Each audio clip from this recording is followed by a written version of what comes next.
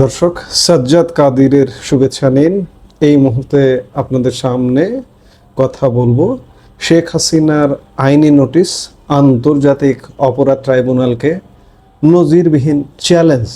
পরিবর্তিত রাজনৈতিক পরিস্থিতিতে রাজনৈতিক পরিস্থিতি কিন্তু ক্রমেই পরিবর্তন হচ্ছে। বিশেষ করে আওয়ামী লীগের রাজনীতি গত 1.5 বছর যাবৎ একটা জায়গায় থেমে আছে, আর মনে হয় থেমে থাকবে না। কারণ আন্তর্জাতিকভাবে একটা নড়াচড়া শুরু হয়েছে এবং দেশীয়ভাবেও নড়াচড়া শুরু হতে বাধ্য হবে। আপনারা ইতিমধ্যে জানেন যে জাতিসংঘের একটা বাংলাদেশ সরকারের উপরে চাপ আছে যে আওয়ামী লীগের নিষেধাজ্ঞা প্রশ্নে। জাতিসংঘ ইতিমধ্যে ইউনূস সরকারকে চিঠি দিয়েছে। সেই ইউনূস সরকার সেই চিঠির জবাব দিয়ে যেতে পারেনি।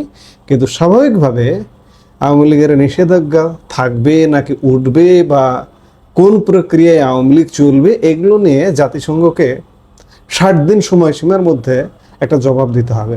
এবং যে সময়সীমাটা খুব কাছাকাছি চলে এসছে, খুব শীঘ্রই এর জবাব দিতে হবে। আর এরই মধ্যে আরেকটি নজিরবিহীন ঘটনা ঘটলো। শেখ হাসিনার পক্ষ থেকে আন্তর্জাতিক অপরাধ ট্রাইব্যুনালকে একটা নোটিশ দেওয়া হয়েছে এবং চ্যালেঞ্জ করে নোটিশ দেওয়া হয়েছে। নিজের মৃত্যুদণ্ডের সাজা রচ্ছে এবার আন্তর্জাতিক অপরাধ ট্রাইব্যুনালকে আইনি নোটিশ পাঠালেন সাবেক প্রধানমন্ত্রী শেখ হাসিনা। লন্ডনের একটি বিখ্যাত আইন সংস্থার মাধ্যমে পাঠানো এই নোটিশে তিনি তার বিচারকে সম্পূর্ণ প্রহসন এবং আন্তর্জাতিক আইনের পরিপন্থী বলে বর্ণনা করেছেন। শুধু তাই নয়, ভবিষ্যতে কোনো বিচারের ক্ষেত্রে আন্তর্জাতিক মানদণ্ড অনুসরণের দাবিও জানিয়েছেন তিনি। গত সোমবার লন্ডনের আইন সংস্থা কিংসলে নেপোলি শেখ হাসিনার পক্ষে এই আইনি নোটিশ পাঠায়, যা আজ বুধবার ট্রাইব্যুনালের হাতে পৌঁছেছে। একটু মনে করিয়ে দিই আপনাদের, গত বছর 17 নভেম্বর মানবতা বিরোধী অপরাধের অভিযোগে ট্রাইব্যুনাল শেখ হাসিনাকে মৃত্যুদণ্ড প্রদান করে। এছাড়া আরও বেশ কিছু মামলায় তার বিভিন্ন মেয়াদে কারাদণ্ড হয়েছে। এই নোটিশটি এমন এক সময় এলো যখন জাতিসংঘ আওয়ামী লীগের ওপর নিষেধাজ্ঞা নিয়ে সরকারকে চিঠি দিয়েছে। বর্তমানে বাংলাদেশে তারেক রহমানের নির্বাচিত সরকার ক্ষমতায় এবং ট্রাইব্যুনালের চিফ প্রসিকিউটর পদেও রদবদল হয়েছে এরই মধ্যে। এই প্রেক্ষাপটে শেখ হাসিনার এই চ্যালেঞ্জ অত্যন্ত তাৎপর্যপূর্ণ। নোটিশে বলা হয়েছে, কিংসলে নেপোলি শেখ হাসিনা ও আওয়ামী লীগের পক্ষে কাজ করছে। তারা আনুষ্ঠানিকভাবে এই বিচার প্রক্রিয়া ও দণ্ডের বিরুদ্ধে আপত্তি জানাচ্ছে।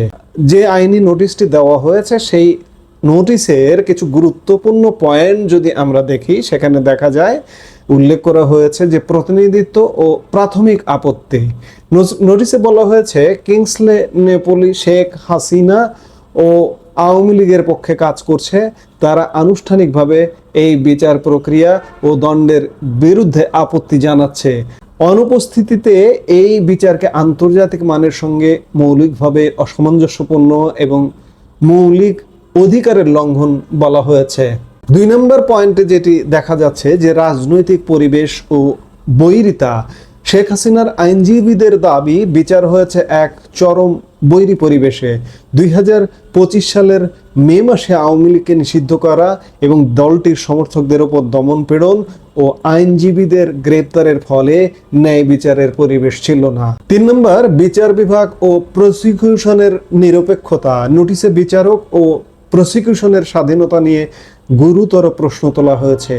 রাজনৈতিকভাবে সংশ্লিষ্ট বিচারক নিয়োগ ও তাদের পক্ষপাতমূলক মন্তব্য এই মামলার একটা দুর্বল দিক। প্রসিকিউশনে এমন ব্যক্তিদের নিয়োগ দেওয়া হয়েছে যারা রাজনৈতিকভাবে সম্পৃক্ত। নিয়োগ প্রক্রিয়ায় স্বচ্ছতার অভাব ছিল এবং বিচারকদের সীমিত অভিজ্ঞতা ছিল। 4 নম্বরে যদি আমরা দেখি এখতিয়ার, এই আইনের বা এই আদালতের এখতিয়ার নিয়ে প্রশ্ন তুলেছে এই আইনি নোটিশে। এই ট্রাইব্যুনালের শেখ হাসিনাকে বিচার করার কোনো আইনি এখতিয়ার নেই। 1973 সালের আইনটি ছিল 1971 সালের অপরাধের জন্য। 2024 সালের ঘটনার জন্য এই আইনের পূর্ব প্রযোজ্যতা বা রেট্রোস্পেক্টিভ অ্যাপ্লিকেশন আন্তর্জাতিক আইনে বিরোধী। 2024-এর ঘটনাগুলো সাধারণ ফৌজদারি আদালতের আওতায় পড়া উচিত ছিল। নোটিশে আন্তর্জাতিক bar association, human rights watch এবং অ্যামনেস্টি ইন্টারন্যাশনালের উদ্বেগের কথা উল্লেখ করা হয়েছে। তাদের মতে শেখ হাসিনাকে অভিযোগ জানানো বা আত্মপক্ষ সমর্থনের সুযোগ না দিয়ে যে মৃত্যুদণ্ড দেওয়া হয়েছে তা আন্তর্জাতিক আইনে সামারি এক্সিকিউশন বা বিচার বহির্ভূত হত্যাকাণ্ডের সমান হতে পারে। এই আইনে নোটিশে শেখ হাসিনা 5টি সুনির্দিষ্ট দাবি জানিয়েছেন। 1, তার বিরুদ্ধে দেওয়া রায় বাতিল করতে হবে। 2, মৃত্যুদণ্ড কার্যকর করা যাবে না। 3, ভবিষ্যতের যে কোনো বিচার আন্তর্জাতিক মানদণ্ড অনুযায়ী করতে হবে। 4, আওয়ামী লীগ সংশ্লিষ্টদের নিরাপত্তা নিশ্চিত করতে হবে। 5, সরকার যেন আইনি লঙ্ঘনগুলো স্বীকার করে প্রয়োজনীয় ব্যবস্থা নেয়। শেখ হাসিনা এই চিঠির জবাব দেওয়ার জন্য 14 দিনের সময় বেঁধে দিয়েছেন। এখন দেখার বিষয় তারেক রহমানের নির্বাচিত সরকারের অধীনে পুনর্গঠিত এই আন্তর্জাতিক অপরাধ ট্রাইব্যুনাল এই আইনি চ্যালেঞ্জের জবাবে কি পদক্ষেপ নেয়। বাংলাদেশের বিচার ব্যবস্থার নিরপেক্ষতা কি বিশ্ব দরবারে নতুন করে প্রশ্নের মুখে পড়বে, নাকি আইনের শাসন মেনেই এগোবে সরকার? আপনার মতামত কমেন্ট বক্সে জানাতে পারেন।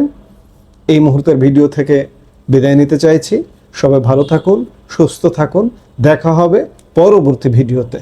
আমাদের ভিডিওগুলো নিয়মিত পেতে সাবস্ক্রাইব করুন Sajjad Kadir and the legends YouTube channel এবং লাইক, কমেন্ট, শেয়ার করে সাথে থাকুন।